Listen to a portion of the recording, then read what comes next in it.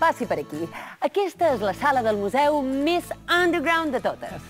Perdoni, vostè deu voler dir independent, alternativa...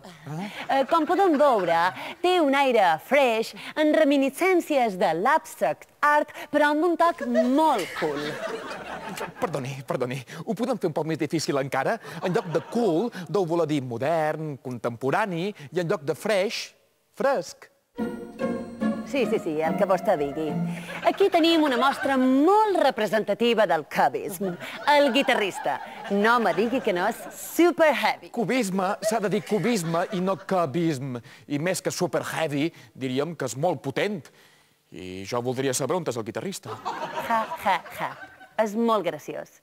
Aquí, qui és la guia? Ja comença a estar farta dels visitants snob. Snob? Ha dit snob? No és snob dir la paraula snob? No. Deveu voler dir pedant, superbi... I de sí, pedant, superbi i pesat. Si m'acompanya, li mostraré un dels quadres més in del museu. Que no li agrada? És molt in, mega in. In? Heu dit in? Quin poc respecte! Visca en Pompeu Fabra i mossèn Antoni Maria Alcover!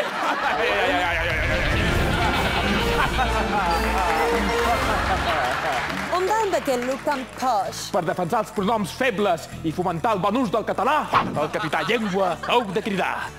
No se diu look, sinó aspecte. I no és posh, sinó avantguardista.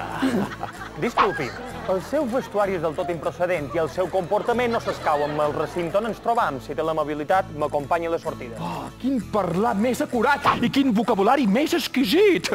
Estic encantat d'acompanyar-lo. Putes de gent moderna.